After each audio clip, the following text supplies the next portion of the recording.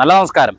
ഞാൻ നമ്മുടെ ഈ പോട്ട ധന്യ ഹോസ്പിറ്റലിൻ്റെ ഫ്രണ്ടിലാണ് നിൽക്കണം. അപ്പോൾ ഈ ഫ്രണ്ടിൽ നിൽക്കുന്ന സമയത്ത് ഒരു ബോർഡ് ഇവിടെ കണ്ട്, ഏയ് കാട്ടാള നീ എൻ്റെ കഴുത്ത് വെട്ടിയില്ലേ. പോട്ടയിൽ വെക്കാൻ പറ്റിയ ബെസ്റ്റ് ബോർഡാണത്. ഏയ് കാട്ടാള നീ എൻ്റെ കഴുത്ത് വെട്ടിയില്ലേ. ഇതാരപ്പോൾ ഈ കാട്ടാളൻ ആരുടെ കഴുത്താണ് വെട്ടാൻ വന്നത്? അപ്പോൾ ഞാൻ സ്വാഭാവികമായിട്ട് ഇവിടെ നിന്ന് ചോദിക്കുമ്പോൾ ഒരു ഓട്ടോ ചേട്ടൻ എൻ്റെ അടുത്ത് വന്ന് പറഞ്ഞത് ഇവിടുത്തെ മരം മുഴുവൻ വെട്ടിക്കളഞ്ഞു മോനെന്ന് പറഞ്ഞു. അപ്പോഴാണ് ഇതിൻ്റെ പ്രത്യയശാസ്ത്രപരമായ ഇടപെടൽ എന്താണെന്നുള്ളത് മനസ്സിലാക്കാൻ ശ്രമിച്ചത്. ഈ പോട്ട ധന്യ ഹോസ്പിറ്റലിൻ്റെ ഫ്രണ്ട് ഭാഗത്ത് നിങ്ങൾ വന്നിട്ടുണ്ടോ? ഈ മരങ്ങൾ ഒരുപാട് തണലായിരുന്നു. ഓട്ടോറിക്ഷക്കാർക്ക് മാത്രമല്ല, ഇതിലൂടെ പോരുന്ന ആളുകൾക്കൊക്കെ തന്നെ വലിയ തണൽ നൽകുന്നൊരു സംഭവമായിരുന്നു. ഇത് നമുക്ക് മരം ഭീഷണിയാകുന്ന സാഹചര്യത്തിൽ വെട്ടിമാറ്റണം, മരം ആളുകൾക്ക് ഭീഷണിയാകുന്ന സാഹചര്യത്തിൽ വെട്ടിമാറ്റണം. പക്ഷെ ആ വെട്ടുന്നതിനൊക്കെ ഒരു രീതിയുണ്ട്. ഇതിപ്പോൾ ഇവർ പറയുന്നത് ഇത് ഇവരോടുള്ള വ്യക്തിപരമായ എന്തോ ഒരു ദേഷ്യം നിലനിൽക്കുന്നുണ്ട്. മറ്റൊരു മരം വെട്ടാനായിട്ടുള്ളൊരു ഇടപെടൽ ഇവർ തടഞ്ഞു. MLA അടുത്ത് പോയി സംസാരിച്ചു. അപ്പോൾ MLA ഇടപെട്ടു ബാക്കിയുള്ള 2-3 മരങ്ങൾ വെട്ടാണ്ട് അവിടെ നിർത്തി.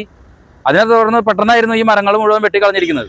എന്തായിരുന്നാലും ഏയ് കാട്ടാള എന്ന് പറഞ്ഞ് തുടങ്ങുന്ന സമാനഗതിയിലുള്ള ബോർഡുകൾ പിന്നെ ഈ വെട്ടിയ മരങ്ങളിലൊക്കെ വെച്ചിട്ടുണ്ട്.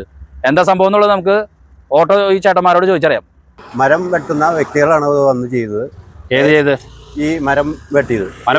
മരം ബദാമിന്റെ കൊമ്പുകൾ ഉന്മൂലനം ചെയ്ത് വെട്ടിയത്. ഇത്രയും താത്തി വെട്ടേണ്ട കാര്യമില്ല. KCBയുടെ ലൈൻ പോയിക്കണ്ടെന്നുള്ളത് ഒരു സത്യമായിട്ടുള്ള കാര്യമാണ്. പക്ഷേ അതിന്റെ ലൈൻ ടച്ചിങ് വെട്ടുക എന്നുള്ളതാണ്. അവർക്ക് ശമ്പളം അവർക്ക് കൊടുക്കുന്നത് ഗവൺമെന്റ് കൊടുക്കുന്നത്. പക്ഷേ ഈ ശിഖരങ്ങൾ വെട്ടുന്ന മാത്രമേ അവർക്ക് ഇതുള്ളൂ.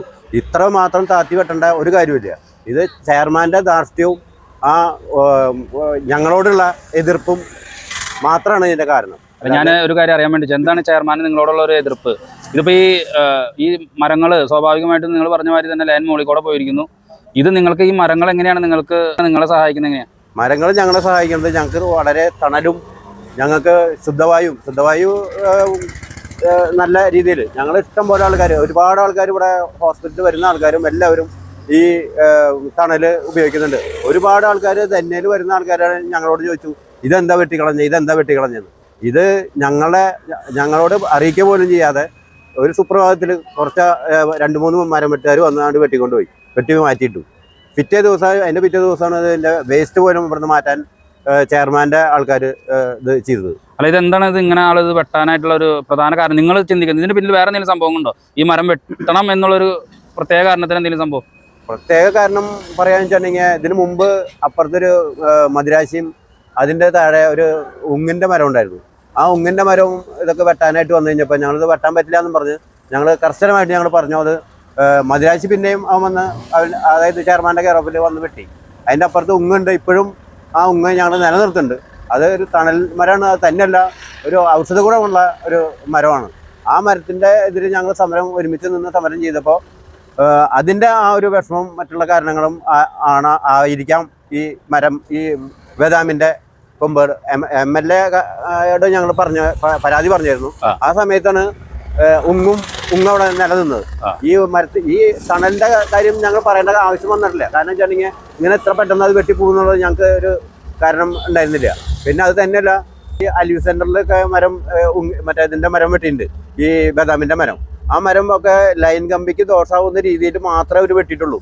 അതേമാതിരി തന്നെ ഇറിഗേഷൻ ഡിപ്പാർട്ട്മെന്റിന്റെ ഈ കനാലിന്റെ മുകൾ ഭാഗത്ത് സൈഡുകളിലൊക്കെ മരത്തിന്റെ കൊമ്പുകൾ മൊത്തം ലൈൻ മേലേക്ക് വന്ന് വീഴുന്നുണ്ട്. അക്കേഷ്യ ഉങ്ങല്ല മറ്റേ മട്ടി ഈ വക സാധനങ്ങളൊക്കെ നിൽക്കുന്നുണ്ട്. അത് ആ മരത്തിന്റെ കൊമ്പുകൾ മാത്രമാണ് ഇറക്കിയിട്ടുള്ളൂ.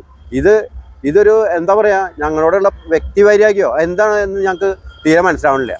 നിങ്ങൾ പോട്ട ജംഗ്ഷനിലൂടെ കടന്നു പോകുമ്പോൾ ഈ വെട്ടിയ മരത്തമ്മ എഴുതി വെച്ചാണ് ഈ ബോർഡുകൾ നിങ്ങൾ വായിക്കണം.